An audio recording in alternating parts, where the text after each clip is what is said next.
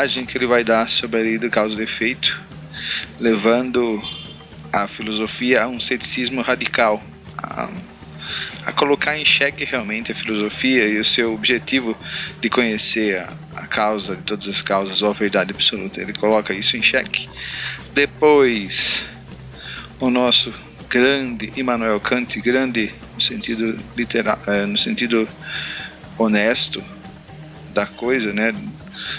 O Immanuel Kant foi um grande filósofo, sem dúvida. Aí essas sentenças do David Hume vão despertar o Immanuel Kant do seu sono dogmático, e ele vai entender que a filosofia, na verdade, ela tem seus limites. Ela chega até um ponto, né, onde a especulação filosófica, os sentidos e a mente não conseguem provar a Deus, especialmente nesse estado contaminado onde a mente e os sentidos estão. Então, Immanuel Kant vai escrever a grande crítica da razão pura, colocando isso em questão através do conhecimento, através de seus conhecimentos sintéticos e a priori, né? Através desses limites da razão.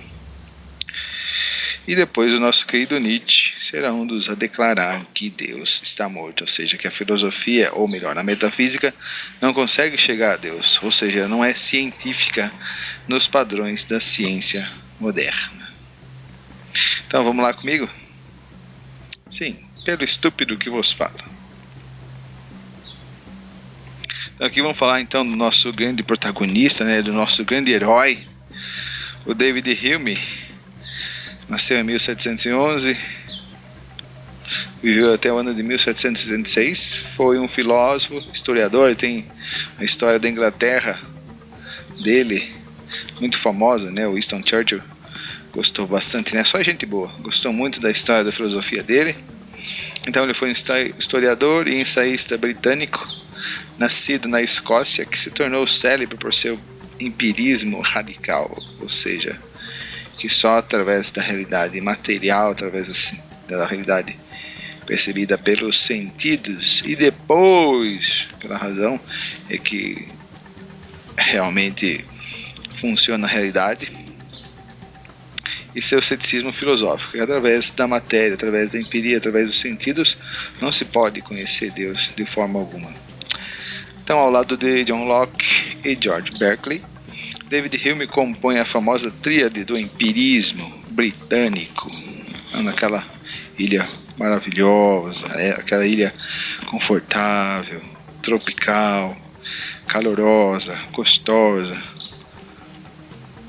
chamada Reino Unido, sendo considerado um dos mais importantes pensadores do chamado iluminismo escocês e da própria filosofia ocidental. Então, especialmente para onde rumou a filosofia no Ocidente, principalmente devido à influência de Kali, os pensadores, os acadêmicos, os filósofos gostam muito do nosso amigo fofo, David Hume, adoram ele, coqueluche, né? Especialmente filosofia da linguagem, etc. Na verdade, ele vai transformar a filosofia em lógica. O empirismo humeano acaba por esvaziar a própria filosofia dos seus conteúdos específicos, um deles é a metafísica, né? E admitir a vitória da razão cética, ou seja, não dá para acreditar em nada, duvido de tudo, da qual só pode se salvar a primigenia e irresistível força da natureza. Ou seja, a gente voltou para o homem em estado de natureza do Rousseau. Isso, muito obrigado pelos efeitos especiais de fundo. A natureza se sobrepõe à razão, diz expressamente Hume. O homem filósofo deve ceder ao homem natureza. Lembra-se que, apesar de ele quebrar as pernas do nosso querido que propôs a lei da causa e efeito, né, a segunda lei do Isaac Newton, apesar do Isaac Newton ser muito famoso e ter muita influência nessa geração, ele ainda acaba quebrando, né, a questão da lei de ação e reação, como viu Newton na física. Então Hume fala: seja filósofo, mas para além da filosofia, seja sempre homem. Isso significa que, levado às extremas consequências e radicalizado, o empirismo acaba por ser, em última análise, uma renúncia à filosofia. A filosofia é apática, ela é coxa, ela é insuficiente através dela para se conhecer a verdade absoluta ou Deus. Então o que sobra? O ceticismo. Talvez, especialmente na linha do agnosticismo, né? Talvez exista um Deus, talvez não exista. Bom, não dá para provar. Então, especialmente nesse vídeo a gente vai estar seguindo a análise, né, o comentário da história da filosofia do Giovanni Reale e do Dario Antiseri, que eles têm uma boa, bem popular, né, história da filosofia, apesar de alguns ateístas torcerem o nariz para ela. Então, como Deus era provado na Idade Média, como Deus era provado ainda em Aristóteles, ele era provado através da lei de causa e efeito. Então aqui nosso grande Santo Tomás de Aquino vai falar sobre o primeiro motor imóvel, ou seja, influenciado diretamente por Aristóteles. Esta primeira via supõe a existência do movimento no universo, porém um ser não move a si mesmo, certo? Nós sempre temos uma causa nos movendo a tudo, né? No carro a gente pode dizer que o combustível ou o próprio motor, nas pessoas a energia, né, dos alimentos, tudo vai ter alguma coisa movendo outra coisa, sempre vai ter um externo movendo o outro, só podendo então mover outro ou por outro ser movido. Assim, se retroagirmos ao infinito, não explicamos o movimento se não encontrarmos um primeiro motor. Então, esse primeiro motor móvel, aquele que move a todos, aquilo que está fazendo os planetas, os astros, as pessoas, os seres vivos se moverem, né, terem ação. Então, esse seria o primeiro motor imóvel, aquele que move a todos, mas ele não se move. Então, esse seria Deus na compreensão aristotélica, na lógica de Aristóteles. Lógica universal, que eu quero deixando bem claro, né? O movimento não encontrarmos um primeiro motor que move todos os outros. A primeira causa, eficiente. A segunda via diz respeito ao efeito que este motor imóvel acarreta. A percepção da ordenação das coisas em causas e efeitos permite averiguar que não há efeito sem causa. Então, se você atira uma pedra na água, o efeito é a pedra atingindo a água, splash. Então, a causa é a sua força, você, pessoa humana, atirando a pedra na água. Então, todo efeito tem uma causa e toda causa gera um efeito. Dessa forma, igualmente, retrocedendo ao infinito, não poderemos senão chegar a uma causa eficiente que dá início ao movimento das coisas. Então, basicamente, junto com mais 3 teorias que são desdobramentos dessas, nós temos a maneira lógica muito difícil de refutar, pelo menos se a pessoa tem bom senso, muito difícil de refutar, provadas pelo Santo Tomás de Aquino em suas provas da existência de Deus. Aqui o nosso querido Santo Tomás franciscano. Então, Srila Prabhupada, Abhaya Aravinda Bhaktivedanta Swami, também usa a mesma lógica. Olha só o que ele explica. No que se diz respeito a nós, eu tenho meu pai, seu pai tem pai, pai, pai e assim por diante. O pai, do pai, do pai, do pai. Quando você chega a uma pessoa que não tem mais pai, esse é Deus. Esse é o teste. Se encontrarmos alguém que não tem pai, então ele é Deus. Então essa é uma aula do Srimad Bhagavatam, do primeiro verso, né, do primeiro canto, do primeiro capítulo, em Caracas, na Venezuela, no dia 21 de fevereiro de 1975. É a mesma lógica universal para se provar a existência de Deus. Só que como nem tudo são flores nesse mundo, especialmente em Kali Yuga, a era da hipocrisia, da irreligião, das desavenças, nós vamos ter o assassinato forjado, foi meio forçado, né? Da lei de causa e efeito pelo David Hume.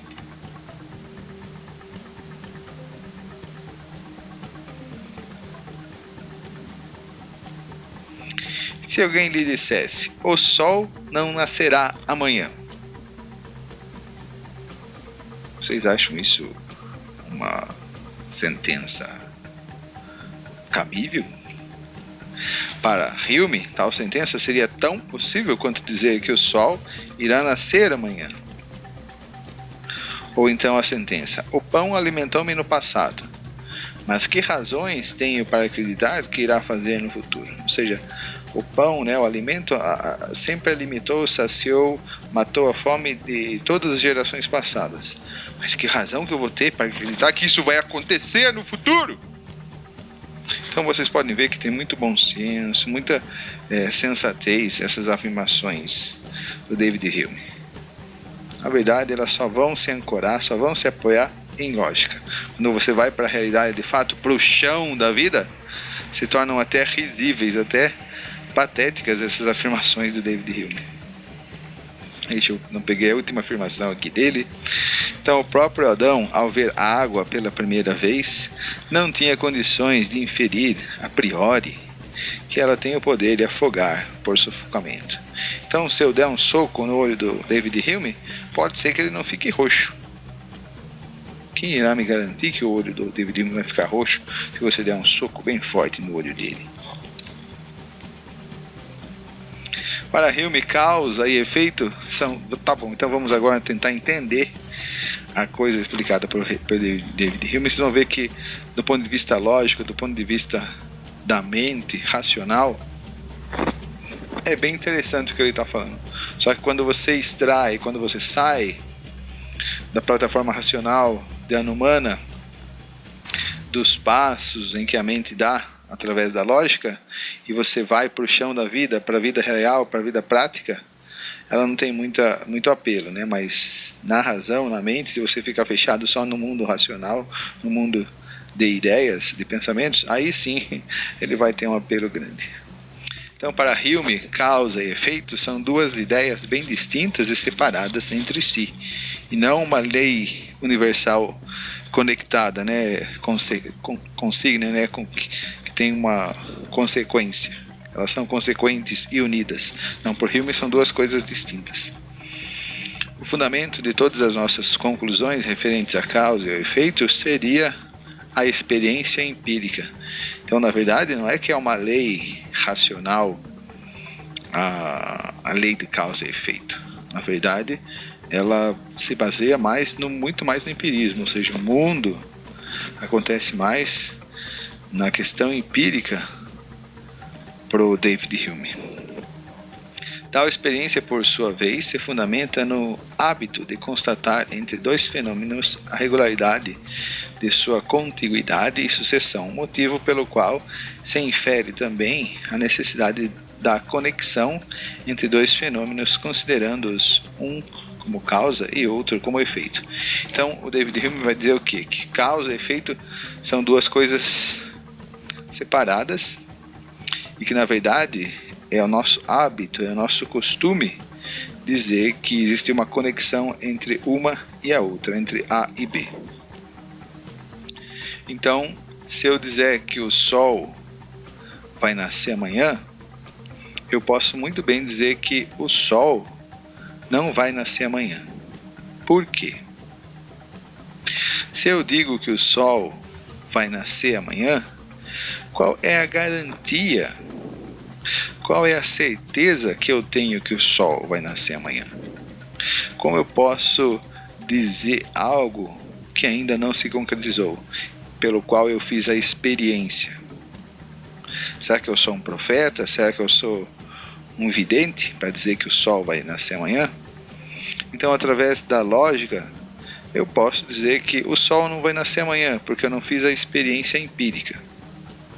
Tá, mas se o sol vai nascer amanhã, isso está baseado em causa e efeito. Só que essa causa e efeito, o David Hume vai explicar o quê?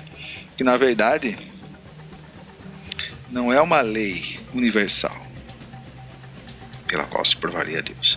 Na verdade, essa questão do sol irá nascer amanhã, ele é baseado na experiência do passado. Então você viu o sol nascer ontem, você viu o sol nascer antes de ontem, você viu o sol nascer toda a semana passada. Bom, acho que na Inglaterra, na Escócia não dá para afirmar isso, né? Mas aqui no Brasil dá. Então, um exemplo aqui no Brasil. No sol você viu o sol nascer semana passada toda, você viu o sol nascer mês passado todo, especialmente aqui em Belo Horizonte você vê o sol nascer todos os dias. Eu acho que talvez o Hume fez esse exemplo, talvez exatamente porque ele é escocês. Lá nunca nasce sol, nasce só tempo nublado e chuva. Então, para ele afirmar que o sol vai nascer amanhã, realmente para um inglês, para um britânico, né, vai ficar bastante difícil. Então, eu acho que é por isso, né. Voltando para o nosso exemplo.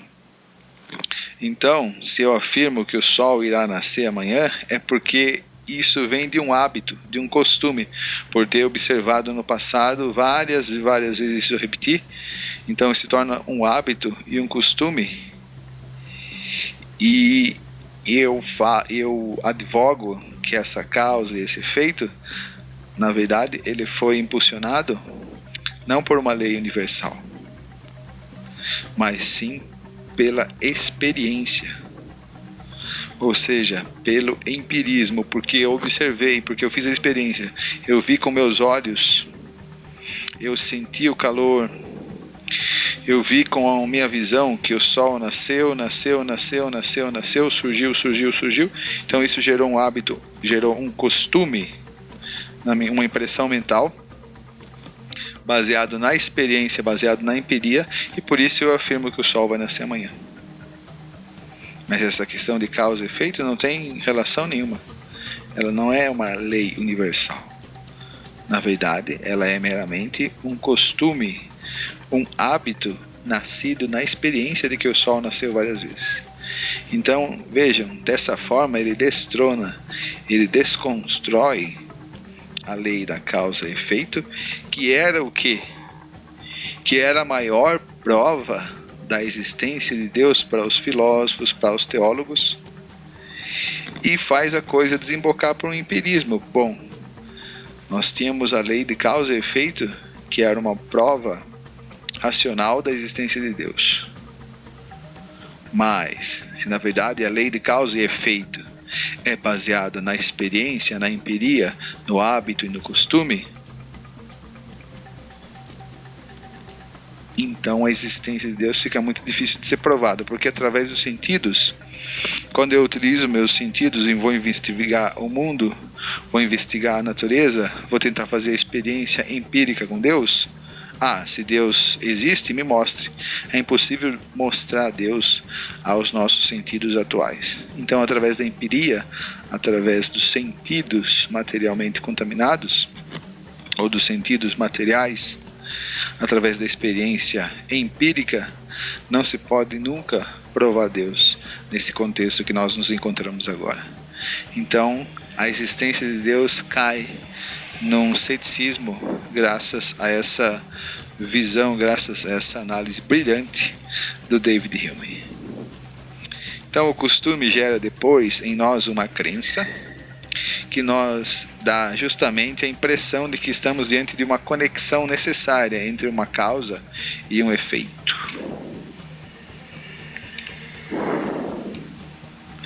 Apenas com a experiência, portanto, podemos inferir a existência de um objeto em relação a de outro. Então, se você for provar o mundo e a realidade através da experiência, através dos sentidos, então Deus fica fora da jogada.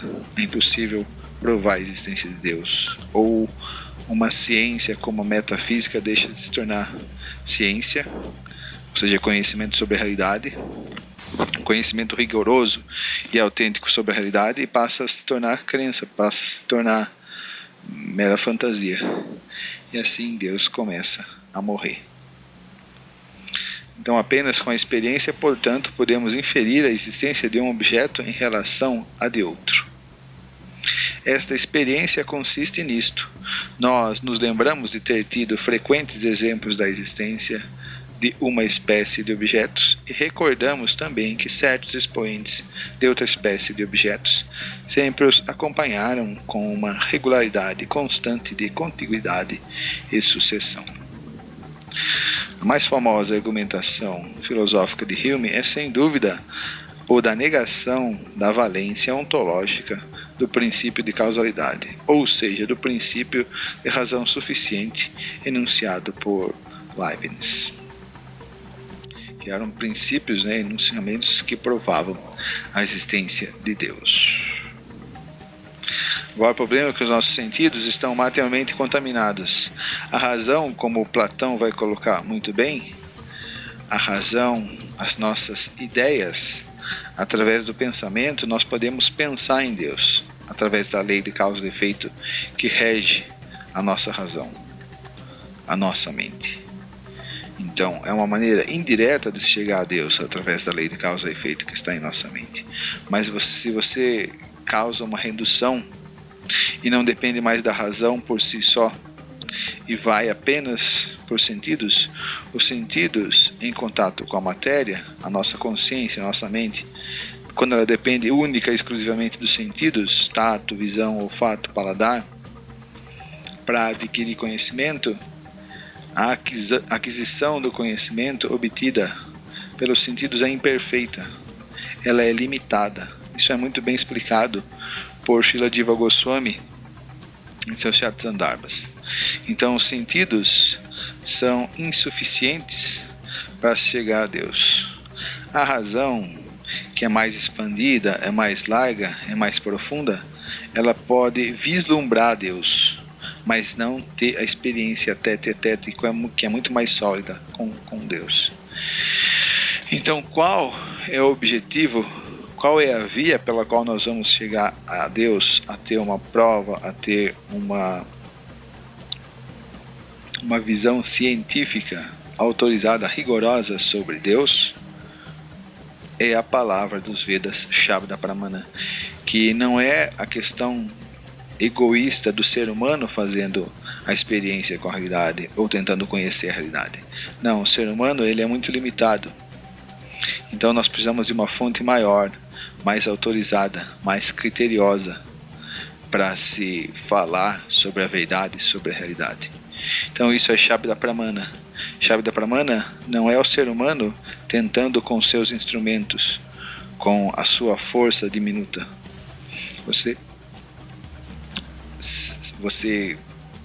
se reporta, você busca uma fonte de conhecimento muito maior, muito mais grande, que é a questão da revelação. Então, quando a verdade absoluta, através dos Vedas, se revela, nós podemos conhecê-la. Mas nós, diminutos, efêmeros, pequenos, totalmente limitados, tentando conhecer o absoluto, o infinito, o ilimitado, esse é um processo contrário, esse é um processo negativo para se chegar a Deus. Por isso, os grandes sábios, os grandes rishis, os grandes místicos do Oriente afirmam que a revelação, o conhecimento dos Vedas, Shabda Pramana, é a fonte mais autorizada para se adquirir conhecimento.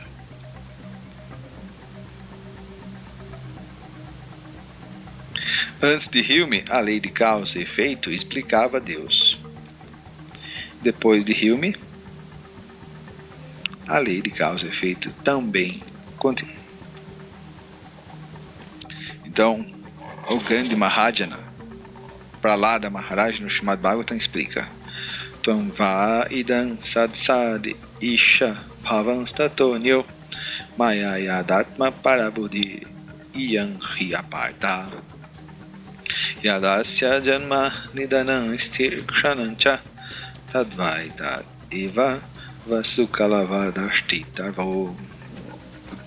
Então aqui Prahlada Maharaj oferecendo orações ao Senhor Nrsimhadeva.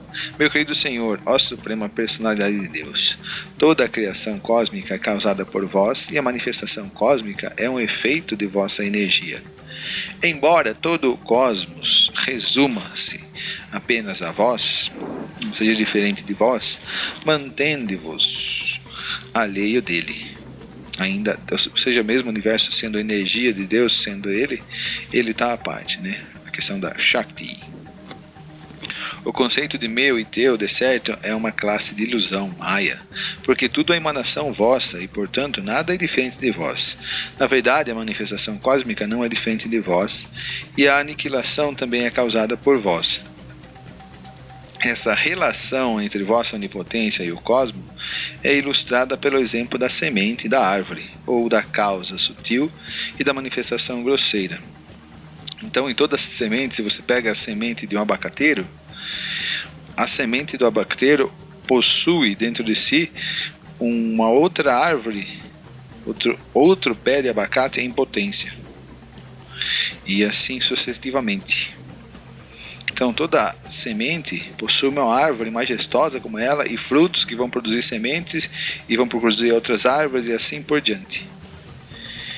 Então vejam como é uma lei universal, porque é na natureza, já que o David Hume tanto está buscando a lei de causa e efeito, ou melhor, deteriorar a lei de causa e efeito, é na natureza, através do exemplo da semente e da árvore, que nós provamos que não é na experiência empírica, mas na verdade existe uma lei universal, uma lei que gere, que administra, que mantém o cosmos, o universo, através desse exemplo da semente e da árvore, do caroço de abacate e do abacateiro, ou da causa sutil e da manifestação grosseira, assim como Krishna fala Rambidya Pradapita, Rambidya Pradapita. Isso está no capítulo 14, verso número 4, que Krishna é o pai Pita, que dá a semente. O que é a semente? Somos nós, as divas. E essa semente divina, essa semente de Deus, esse sêmen de Krishna, ele fecunda a Prakriti, a energia material, que fica grávida e dá vida, gera vida. E a vida somos nós, os seres vivos, os Atmas. Então Krishna fecunda a Prakriti, a natureza material, com nós divas, e então dá-se a vida no mundo material. Muito bonito esse passarinho. Então, o próprio Prahlada Maharaj continua. Rupeime Sadasati. Sadasati é a palavra, né, usada, que é traduzida como causa e efeito. Rupeime Sadasatava Vera Shrishti Bijam Kuru Viva Nachanat Arupakasya Yukta Samaksham Ubhayatra Vichakshante Twan Yogina Vanimiva Darushuna Nyatasyat. Através do conhecimento védico autorizado, todos podem ver que as formas de causa e efeito presentes na manifestação cósmica pertencem à suprema personalidade de Deus, pois a manifestação cósmica é uma energia dele. Tanto a causa quanto o efeito não passam de energias, Shaktis, do Senhor. Portanto, ó meu Senhor, assim como o homem sábio, ponderando a causa e o efeito, pode ver como o fogo permeia a madeira, ou seja, a madeira é um comburente, ela tem fogo dentro dela. Então, nós temos a causa como a madeira, causa A, e o fogo como efeito, ou elemento B. Aqueles que estão ocupados em serviço devocional entendem como vós sois tanto a causa quanto o efeito. Que não, talvez não era o caso, né, do nosso amiguinho David Hume. Então aqui nós tiramos uma foto da Vila dos Smurfs. Também não é uma homenagem a Amsterdã. Só foi para ficar bonitinho mesmo, estético. Toda a situação cósmica na manifestação material e espiritual das energias do Senhor funciona e age primeiro como a causa e depois como efeito. A gente viu os versos aqui citados, especialmente os de Prahlada Maharaj citados ou citados acima, e isso, essa lei de causa e efeito, Sadasat, isso já era provado, já era aceito há mais de 5.000 anos atrás. Os sábios sempre aceitaram, né? Só o David Hume que tem essa visão totalmente original, totalmente fantástica, totalmente nova, que desconstruiu tudo, né? E que aqueles que são tão sábios como o David Hume também aceitam, né? Mas a causa original é a suprema personalidade de Deus. Os efeitos da causa original tornam-se as causas de outros efeitos. E então tudo, seja permanente ou temporário, funciona como causa e efeito. E como é a causa primordial de todas as pessoas e de todas as energias, o Senhor é chamado de causa de todas as causas, como se confirma no Brahma Samhita, bem como no Bhagavad Gita. Então aqui a Srila Prabhupada, em seus comentários ao Srimad Bhagavatam, ele explica que Krishna é a causa de todas as causas através desse verso famosíssimo da Brahma Samhita, onde se diz: Ishvara Parama Krishna Satchidananda Vigraha Anadiyadi Govinda Sarva Karana Karanam, a causa de todas as causas, Sarva Karana Karanam, a causa de todas as autorias, a autoria suprema, o autor supremo. E no Bhagavad Gita, capítulo 10, verso 8, Aham sarvasya pravavo mata sarvam pravartate iti matva bhajantemam buddha bhava swamam vidha. Então Krishna fala: Aham, eu, em primeira pessoa, Krishna, sou a fonte de todos os mundos materiais e espirituais, eu sou a causa de todos os efeitos. Quais são esses efeitos? Os mundos materiais e espirituais. Os sábios que conhecem isso muito bem, Buddha bhava swamam vidha, me adoram de todo o coração, Itimatwa Bhajantimam, que também talvez não era, muito provavelmente, o caso do David Hume. Então aqui nós temos um conselho do Sr. Madruga aos filósofos empiristas, aqueles que têm uma disposição aversiva, que não gostam muito, né, que tem inveja, vem o uno indivisível, a verdade absoluta, através do uso equivocado dos sentidos. Os sentidos são para compreender a verdade absoluta, devem ser utilizados para compreender a verdade absoluta. E a razão também, porém eles estão encobertos agora. A questão é que quando você usa de maneira equivocada, incorreta os sentidos, que são Rishikena e Rishikesha, os sentidos têm a função de compreender Deus, de servir Deus, de dar satisfação a Deus, e você usa para tentar compreender Deus através dos seus próprios esforços, através dos sentidos, o que acontece? Você vê as coisas de maneira relativa, você fica confusa. Então a verdade é una e absoluta. Aquele que tem realização, experiência mística com a verdade absoluta, consegue ver o uno em tudo. Porém, aqueles que usam mal os seus sentidos e a sua razão de maneira invejosa, eles veem o mundo como relativo e como sem sentido. Isso aí, seu Madruga.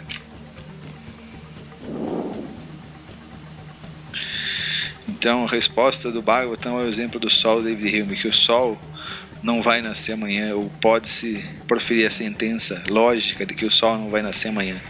Então, Kapila Deva, ele vai responder: por temor à suprema personalidade de Deus, o vento sopra, por temor a ele, o sol brilha, por temor a ele, a chuva cai, e por temor a ele, a hoste de corpos celestiais espalha seu brilho. Não é um verso do Antigo Testamento, nem da Torá. Na verdade, esse verso está no Srimad Bhagavatam. Quero fazer uma correção aqui. Esse verso é do Srimad Bhagavatam, canto 3, porque é Kapila Shiksha, né? Instruções do Sr. Kapila, é a sessão de Kapila Deva. Então o verso correto é Srimad Bhagavatam, canto 3, capítulo 29, verso 40. Corrijam aí. Canto 3, capítulo 29, verso número 40, ok? Haribol. Srila Prabhupada, que trouxe todo o bom senso, toda a praticidade, toda a inteligência pura para o Ocidente. Ki Jai!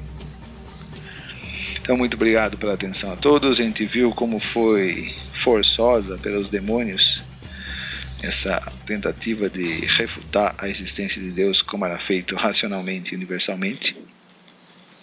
É lógico, como o mundo está cheio de sem vergonha e de canalha, um monte de gente vai adorar isso que o David Hume vai propor, assim como gostam os patifes em sem vergonhas, adoram também a visão do David Hume sobre a questão da... agora me fugiu o nome, a questão do darwinismo, né, que rejeita a teoria criacionista, a teoria teísta do criacionismo, da criação no mundo. Então pessoas, aves da mesma plumagem voam juntos, então Hilme e o Darwin vai ser bastante querido por porcos, cães e asnos e camelos.